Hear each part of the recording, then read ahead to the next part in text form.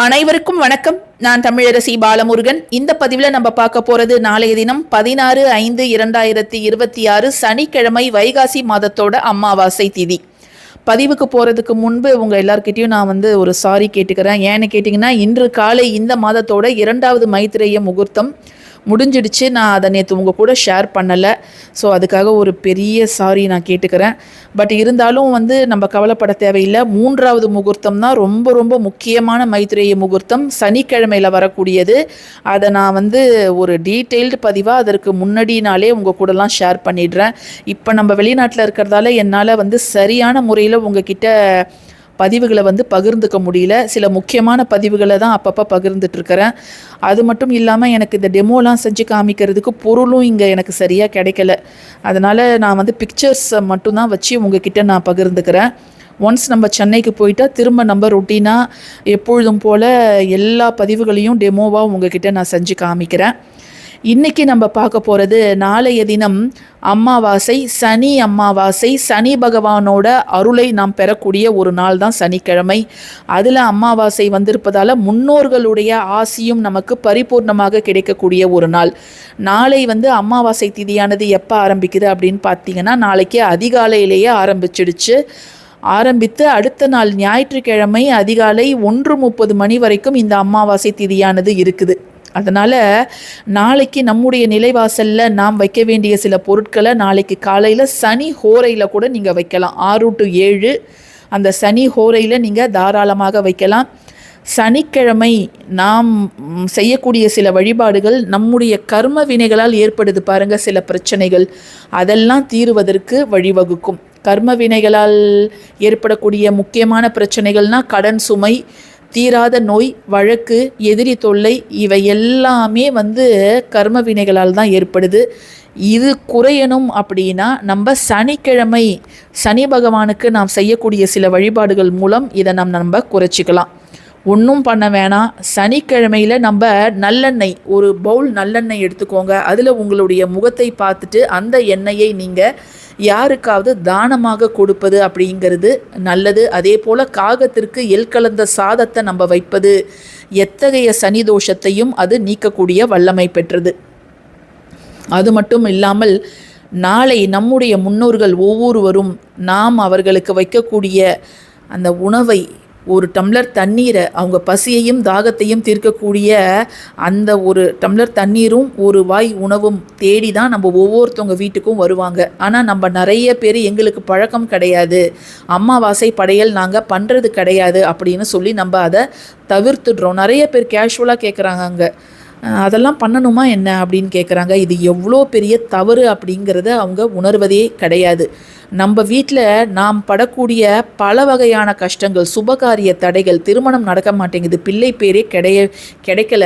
நாங்கள் ராமேஸ்வரம்லாம் கூட போயிட்டு அந்த பித்ரு காரியங்கள்லாம் பண்ணிட்டு வந்துட்டோம். பட் இருந்தாலும் குழந்தை பேர் இல்லை, வேலை சரியாக கிடைக்கல, ஒரு வேலைக்கு போனால் 1 மாதம்தான் போகிறான், அதுக்கப்புறம் அந்த வேலையில் தொடர்ந்து இருக்க மாட்டேங்கிறான், வெளிநாட்டு வேலை கிடைக்க மாட்டேங்குது, எந்தவித முன்னேற்றமும் இல்லை அப்படின்னு நம்ம புலம்புவதற்கு மிக முக்கிய காரணம் இந்த பித்ரு தோஷமாக கூட இருக்கலாம். அதனால் நீங்கள் படையல் பண்ணாவிட்டாலும் சரி, அல்லது நாங்கள் நீர்நிலைகளில் போய் எள்ளு அந்த பிண்டம் கொடுக்காவிட்டாலும் சரி, அல்லது வீட்டில் எள்ளு தண்ணீர் இறைக்காவிட்டாலும் சரி, அட்லீஸ்ட்டு நாளைக்கு காலையில் உங்களுடைய நிலைவாசலுக்கு வெளியில், அதாவது மரச்சட்டம் இருக்குது இல்லையா, கதவு இருக்கும் இல்லையா, அதற்கு வெளியில் நீங்கள் ஒரே ஒரு டம்ளர் தண்ணீர், ஒரு தீபம், ஒரு நல்லெண்ணெய் விட்டு ஒரு தீபம், எந்த திசைலாம் கிடையாது, உங்கள் நிலைவாசல் எந்த திசையில் இருக்குதோ அந்த திசையிலேயே நீங்கள் அந்த தீபத்தை ஏற்றி வைப்பது அப்படிங்கிறது நல்லது. ஏன்னா இறந்தவர்கள்னால் தெற்கு தான் ஏற்றணுமான்னு கேட்குறீங்க, அப்படியெல்லாம் கிடையாது.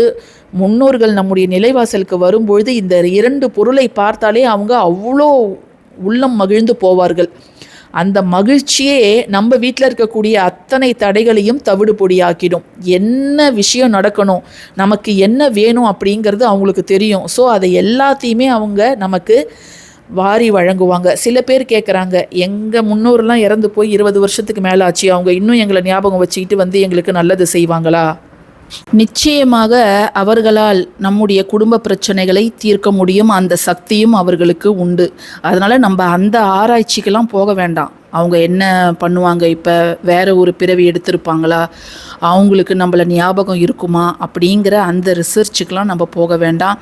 நம்முடைய முன்னோர்களுக்கான மரியாதையை செலுத்துவது ஒவ்வொருவருடைய கடமை. இந்த உலகத்தில் நம்ம பிறந்திருக்கிறோம் அப்படின்னா அவங்களும் அதற்கு ஒரு மூல காரணம். அதனால் அவங்களுக்கு ஒரு நன்றி கடனாக நாளை காலை உங்கள் நிலைவாசலில் 6 to 7 கூட நீங்கள் செய்யலாம். இப்போ ஒருத்தவங்க ரொம்ப கடன் சுமையால் அதாவது வாழ்க்கையில் மிக கஷ்டத்தை அனுபவிக்கிறாங்க அப்படின்னா இந்த ஒரு சின்ன விஷயத்தை நீங்கள் செய்வதன் மூலம் நிச்சயமாக அந்த கடன் சுமை அப்படிங்கிறது எப்படியாவது படிப்படியாக குறையும். அதனால் ஒரு டம்ளர் தண்ணீர், ஒரு விளக்கு, அது கூடவே நீங்கள் வைக்க வேண்டியது ஜஸ்ட்டு ஒரு தட்டில் எள்ளு, கருப்பு எள்ளை நீங்கள் வையுங்க.